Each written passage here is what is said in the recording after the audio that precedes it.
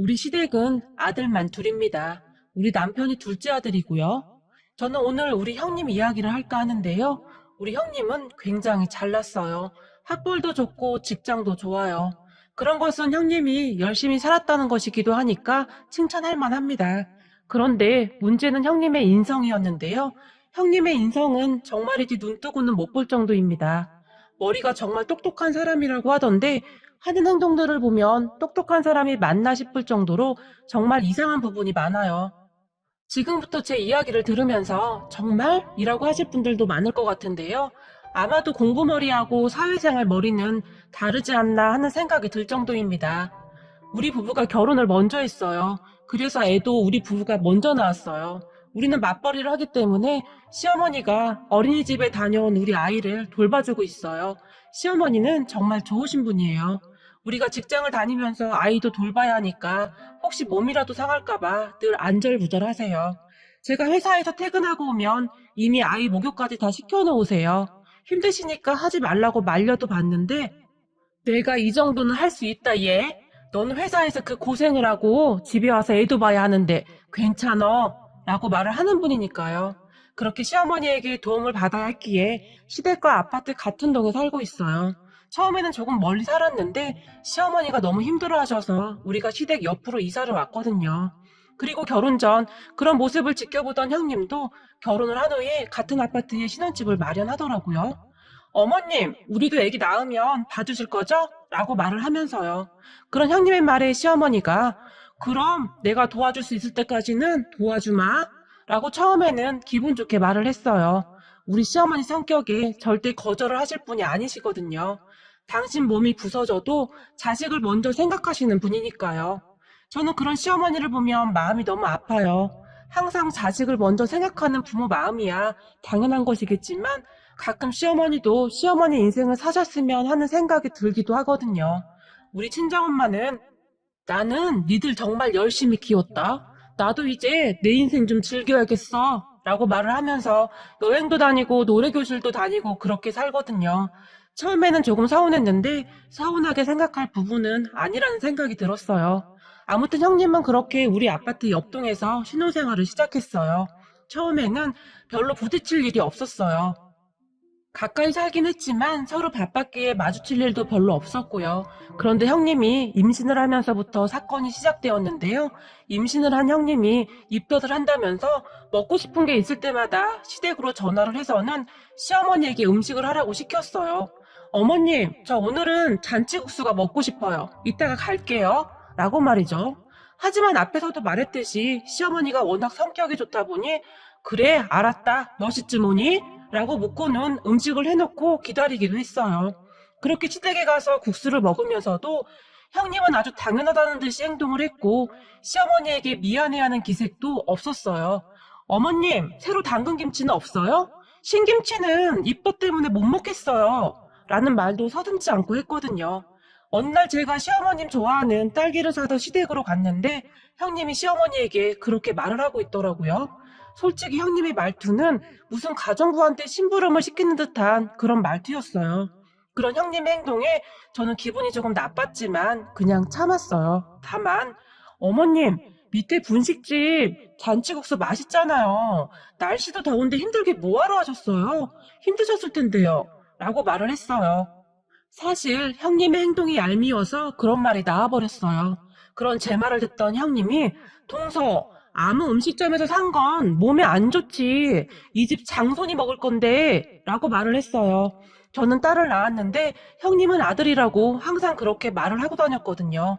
그런 형님의 말투에 기분은 나빴지만 저는 신경 쓰지 않기 위해 무진 애를 썼어요. 괜히 싸워서 시어머님 기분 상하게 하고 싶지가 않았거든요. 그런데 문제는 아기가 태어나고 나서부터였는데요. 형님은 아예 대놓고 시어머니를 부려먹었어요. 지금 다시 생각해봐도 혈압이 오르네요. 형님이 아기를 낳았다고 해서 다음날 가족끼리 병원으로 갔는데요. 병실 안에 형님 친정 식구들이 와 있었던 것 같아요. 그곳에 시부모님이 우리보다 먼저 도착을 했는데 병실 밖에서 우리가 오기를 기다리고 있었어요. 그때쯤 우리가 주차장이었거든요. 그런데 하필 형님이 난리를 쳐서 특실을 사용했었는데요. 병실이 엄청 넓었어요. 그래서 병실 문하고 침대까지 조금 떨어져 있어서 문을 여는 소리가 잘 들리지 않는 구조였어요. 안에서 우연히 들려오는 형님과 사돈어른의 말을 듣고는 시부모님이 기겁을 해서는 차마 병실 안으로 들어가지도 못하고 그냥 집으로 가버렸고, 우리 부부가 병실로 올라갔을 때는 이미 그곳에 안 계셨어요. 아무리 전화를 해도 받지 않으셔서 우리 부부만 사돈어른과 형님에게 인사를 하고 나왔는데요. 시부모님이 연락이 되지 않아서 조금 급히 나왔거든요. 형님한테 물어보니 안 오셨다고 하고 그럴 분들이 아닌데 너무 걱정이 되었어요. 그렇게 급히 시댁으로 갔는데요. 시어머니가 자리에 누워 계셨어요. 그런 시어머니를 보며 어머님 무슨 일이세요? 어디 아프세요? 라고 제가 걱정스레 물었는데 시어머니가 제 손을 꼭 잡더니 내가 가만 안 둘 거다 저 작것들을 이라고 말을 했어요. 그 말에 제가 깜짝 놀라서 네? 어머님 그게 무슨 말씀이세요?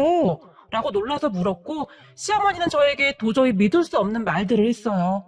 형님 병실 앞에서 시부모님이 문을 살짝 열었는데 안에 사람들의 말소리가 들려서 손님이 왔나 보다 하며 들어가지도 못하고 멈칫멈칫하고 있었다는데요. 형님 병실 안에서 사돈어른과 형님이 시어머님 욕을 그렇게 하고 있었다네요. 가만히 들어보니 정말 가관도 아니었다고 하는데 도대체 어디까지 하는지가 궁금하더래요. 그래서 숨을 죽인 채 듣고 있었다는데 정말이지 형님이라는 사람은 생각이 없어도 너무 없더라고요. 가족들이 다 똑같이 그러고 있었던 것이죠. 병실에서 나는 대화들은 이랬어요. 다음은 시어머니가 이야기를 한 부분을 대략 요약한 부분입니다. 사돈어른이 형님에게 산후조리원 갔다가 어떻게 할 거니? 너도 알다시피 엄마는 무릎이 안 좋아서 못 도와줄 것 같은데 산후도우미를 부를 거니? 라고 사돈어른이 물었어요. 산후도우미? 산후도우미는 왜 불러? 라고 형님이 말을 했다는데 그럼 네가 다 할 수 있겠어? 네 성격에 어림도 없어 이거사. 애 보면서 할 일이 얼마나 많은 줄 알아? 라고 사돈어른이 말을 했어요. 뭔 소리야? 당연히 나는 못하지. 근데 우리 시어머니가 있잖아. 우리 시어머니 엄청 착해서 내가 하라는 대로 다 하거든. 아마도 우리 집에 와서 산후조리 하라고 해도 해줄걸? 어쩌면 산후도우미보다 훨씬 잘할걸? 이라고 말을 했어요. 그런 형님의 말에 사돈어른이 뭐? 시어머니? 아무리 그래도 시어머니랑 같이 있으면 불편해서 안 돼. 얘가 이렇게 철이 없어. 엄마가 당분간 산후도우미 보내줄게. 라고 말을 했지만 뭐하러 그런 돈을 써 돈 아깝게. 엄마 산후도우미 불러줄 돈 있으면 그 돈 그냥 놔줘. 나 아기 낳고 몸매 많이 망가져서 몸매 관리해야 해. 피부 관리도 해야 하고. 라고 형님이 말을 했어요. 그리고 형님이 한마디를 더 추가했다는데요. 근데 우리 시어머니 말이야. 혹시 젊었을 때 파출부나 그런 일 한 것 같아. 일을 엄청 잘해. 엄마는 죽었다 깨어나도 절대 그렇게 못할걸? 이라고 말을 하며 큰 소리로 우기까지 했다고 하는데요. 그리고는 한마디를 더 했는데요. 일도 소처럼 잘하지, 돈도 많아, 말도 잘 들어, 심지어 멍청하기까지 해. 나는 전생에서 나라를 구했나 보다. 라는 말까지 했다고 합니다. 그렇게 시부모님은 손이 덜덜 떨려서 도저히 그곳에 있을 수가 없었다고 하는데요. 그냥 나와버렸다고 하네요. 당연한 거 아니겠어요? 정말 미쳐도 단단히 미친 인간이었어요. 아니죠. 정말 재수가 없는 인간이었어요. 그리고 그 뒤부터 형님을 향한 시어머니의 복수가 시작되었는데요. 태어나고 돌아올 때까지 이를 갈고 기다렸어요. 그런 시어머니 행동에 저는 그저 불안하고 불안한 마음뿐이었는데요. 다만 어느 날 남편이 그런 시어머니를 보면서 한마디를 했는데 형수님이 잠자는 사자의 코털을 건드렸네. 아마도 형수님 긴장해야 할 텐데 라는 말을 했어요. 그 말에 제가 에이 우리 어머님이 말도 안 돼. 다른 사람도 아니고 어머님이 내가 보기에는 형님한테 오히려 계속 당할 것 같은데 라고 말을 했어요. 하지만 남편은 과연 그럴까? 그건 당신이 워낙 순둥이니까 우리 엄마가 예뻐해서 당신한테는 다 해주는 거고 근데 형수님 행동을 보니 곧 우리 엄마한테 큰 코 다치겠던데?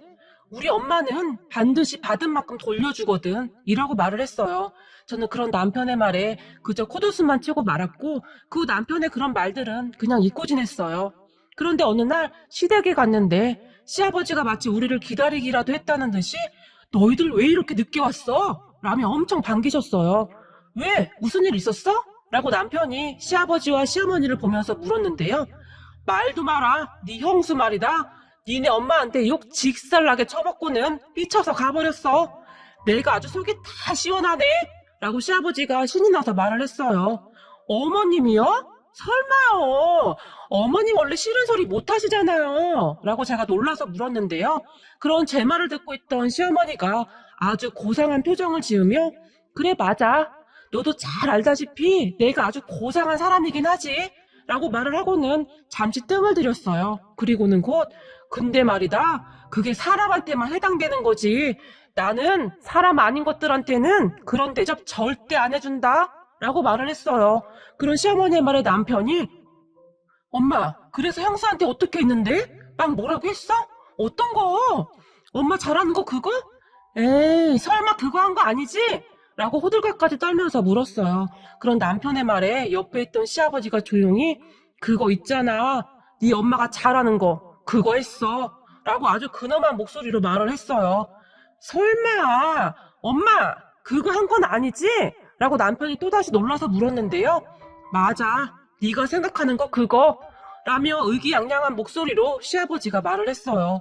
저는 무슨 말을 하는지 도대체가 알 수가 없어서 그저 눈만 말똥말똥 뜨고 그냥 듣고만 있었는데요. 시아버지의 말을 듣던 남편이 벌떡 일어나더니 대박! 역시 우리 엄마답다! 라고 배꼽을 잡고는 큰 소리로 웃었어요. 하지만 옆에 있던 시어머니는 그저 아무 말도 없이 고상한 모습으로 커피를 마시고 있었어요. 제가 그런 어머님을 보며 어머님 뭐예요? 뭔데요? 궁금해요. 라고 말을 하며 시어머니의 팔을 마구마구 흔들어댔는데요. 갑자기 시어머니가 그러니까 왜 잠자는 사자의 코털을 건들긴 이라며 부하가 치밀어 오른다는 듯이 커피잔을 탁자 위에 탁 하고 내려놓았어요. 그 모습을 보던 남편이 저에게 옛날부터 우리 엄마 화나면 하는 게 있거든. 우리 작은엄마도 그걸로 아주 된통당했어 옛날에. 라고 계속 알 수 없는 말들을 했고 그래서 그게 뭔데? 라고 제가 궁금해 죽겠다는 표정으로 다시 물어봤어요. 그리고 시아버지가 드디어 입을 열었는데요. 우리는 시아버지가 하는 말을 토시 하나 빼놓지 않고 집중해서 들었어요. 형님이 산후조리원에서 나온 후 시어머니에게 곧장 와서는 어머님, 이 집 장손이 태어났는데 어떻게 병원에 한 번도 안 와볼 수가 있어요? 저 서운해요. 라고 말을 했고 그 말을 듣던 시어머니가 장손? 요즘이 어떤 세상인데 장손을 운운하냐? 라고 말을 했다는데요. 평소 시어머니의 말투와 전혀 달라서 형님이 약간 놀라는 듯 했지만 눈치가 없는 건지 형님은 별로 신경도 쓰지 않고 계속 말을 했다고 해요. 어머님 저 혼자 애기 보기 힘들 것 같은데 어머님이 우리 집에 와서 같이 봐주시면 안 돼요? 라고 형님이 물었고 그 말에 시어머니가 내가 네 애를 왜 봐줘야 하니? 라고 단숨에 말을 해버렸답니다. 그리고 그런 시어머니의 말에 형님이 깜짝 놀란 표정을 지었다는데요. 아마도 형님은 그때까지도 시어머니가 장난을 친다고 생각을 했던 것 같아요. 그것도 가능했던 것이 우리 시어머니는 그동안 어떠한 일이 있어도 잔소리 한 번을 안 하는 분이었거든요. 그냥 웃고 넘기는 분이셨으니까요.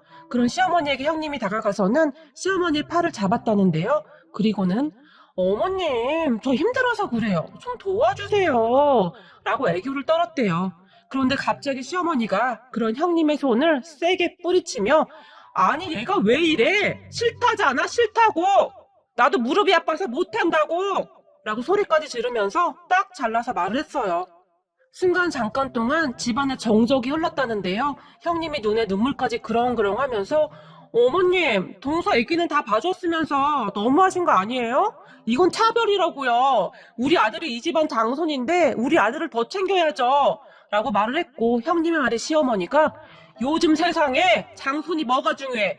우리한테 누가 잘하는지가 중요한 거지? 라고 말을 했고 그쯤에서 눈치를 챘어야 했는데 형님이 계속해서 아니죠. 우리 아들이 나중에 어머님 아버님 제사도 지내줄 건데 우리 아들이 제일로 중요하죠. 라고 큰 소리로 말을 했다고 합니다. 그런 형님의 말을 듣던 시어머니가 살아서 잘해야지 죽은 다음에 잘해봐야 뭔 소용이냐? 여보 우리 재산 꽤 많죠? 우리 재산은 작은 애한테 다 줘야겠네요. 우리 작은 애가 우리한테 좀 잘하오? 라고 말을 했고요. 시어머니의 말에 시아버지조차도 당연하지. 요즘 세상에 우리 작은 애 같은 애가 어디 있어? 라고 말을 했다고 합니다. 그런 시어머니 말에 형님이 갑자기 어머님, 지금 저한테 뭐 하시는 거예요? 지금 저 들으라고 하는 말이에요? 라고 소리까지 지르며 말을 했다는데요. 형님의 말을 가만히 듣고 있던 시어머니가 왜? 소처럼 일도 잘하고 심지어 멍청하기까지 한 줄 알았는데 오늘 보니까 영 아니야? 라고 이번에는 시어머니가 형님에게 소리를 질렀다는데요. 시어머니의 말을 듣고 있던 아주버님이 엄마, 그게 무슨 소리야? 소라니? 그리고 멍청하다니? 누가? 엄마가? 라고 물었다는데요. 시어머님 형님을 째려보며 그건 네 차한테 물어봐. 왜 그걸 나한테 물어보고 난리야? 라고 화를 냈고 아주버님이 형님을 바라보며 당신 이게 지금 무슨 말이야? 라고 물었다고 하는데요. 나는 몰라.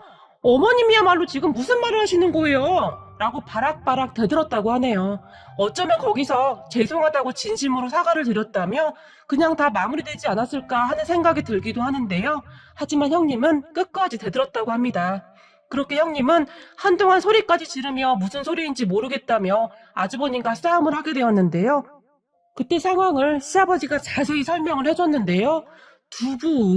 그 두부로? 라고 말을 했어요. 두부요? 라고 제가 놀라서 물었는데요. 그래, 그 두부로 그 뭐냐, 그걸로 그냥 얼굴에다가 쳐발라버렸어. 그 맛있는 강릉 초당두부로. 아주 그냥 단숨에 제압해버렸어. 입안에 두부가 가득 고여있더구나. 라고 시아버지가 아무렇지도 않게 말을 했는데요. 그런데 그때 형님 모습이 생각이 났는지 시아버지가 갑자기 크크하고 웃어버렸어요. 그런 시아버지를 시어머니가 째려봤고 말이죠. 그리고 제가 시어머니를 보며 어머님, 진짜 두부로 형님 얼굴에 문질러버렸어요? 막 이렇게요? 라고 제가 손으로 얼굴을 문지르는 듯한 흉내까지 내면서 물었는데요. 라고 시어머니가 단호한 목소리로 대답을 했어요. 그 말에 제가 깜짝 놀랐는데요. 어머님 원래 사람들한테 싫은 소리도 잘 못하시는 분인데 어떡해? 라고 다시 말을 했어요. 하지만 시어머니는 나는 사람한테만 잘한다니까? 라고 눈에 힘까지 주면서 말을 했어요.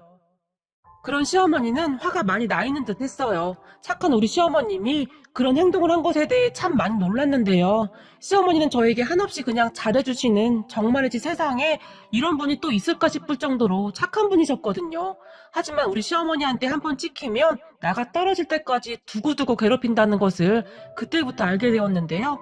시어머니는 형님을 계속해서 괴롭혔어요. 형님 입장에서야 괴롭힌 것이겠지만 제가 볼 때는 그냥 참교육 같았어요. 형님은 그 뒤에도 얌체 같은 짓을 참 많이 했거든요. 명절이 다가오던 어느 날 시어머니가 저를 부르더니 갑자기 팔에 가짜 기부스를 하라는 거예요. 기부스요? 왜요? 라고 놀라서 묻던 저에게 오늘부터 이거 하고 돌아다녀. 알겠니? 라고 하면서 말이죠. 어머님, 저 팔 괜찮은데요? 라고 말을 했지만 시어머니가 그런 저에게 네 형님이 꼭 명절 일주일 전부터 기부스라고 다니잖니? 그러니까 우리는 2주 전부터 해야지 라고 말을 했어요. 시어머니는 그동안 계속 형님을 벼르고 있었던지 아주 작정을 한 듯해 보였어요. 그런 시어머니를 보면 제가 어머님, 근데 이 기부스는 어디서 산 거예요? 라고 물었고 그거? 인터넷에서 팔더구나? 라고 짧게 한마디를 할 뿐이었어요. 그렇게 저는 시어머니가 시킨 대로 팔에 기부스를 하고는 다음날 시댁에 갔어요. 시댁에는 형님 부부가 이미 와 있더라고요. 그리고 기부스를 한 저를 본 형님이 동서도 기부스했어?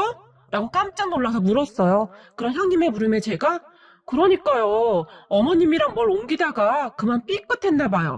라고 시어머니가 시킨 대로 말을 했어요. 그런 제 말에 어머 어떡해. 어머님도 기부스 하셨던데. 람 형님이 울성을 지었어요. 그러게요. 곧 명절인데 큰일이네요. 형님 혼자 어떡해요. 라고 제가 말을 했는데요. 제 말을 듣던 형님이 나? 내가 다 해야 하는 거야? 라고 깜짝 놀란 채 말을 했어요. 그런데 옆에서 가만히 듣고 있던 시어머니가 그럼 어떡하니? 작은 애랑 내 손이 이 모양인걸. 무리하면 오래 간다고 해서 한 3주는 조심해야 한다고 하는데 라고 말을 했어요.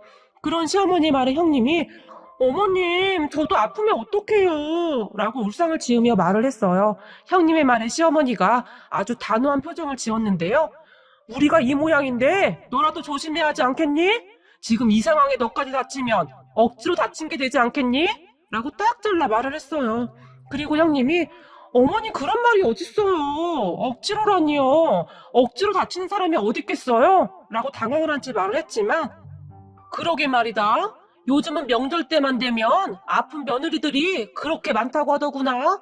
그래서 혹시나 해서 하는 말이다. 라고 다시 말을 했어요. 그리고 결국 형님은 그의 명절에 시아버지와 아주버님, 그리고 우리 남편과 함께 음식을 만들게 되었어요. 옆에서 제가 좀 거들어줄까 했는데 시어머니가 그런 저를 보며 그러다 더 도지면 혼날 줄 알아? 라고 엄포까지 놓아서 거실에 그냥 앉아 있었네요. 그리고 시어머니는 형님에게 무한 잔소리를 했는데요. 형님은 얼굴에 땀인지 눈물인지가 가득했는데 아마도 눈물이었던 것 같아요.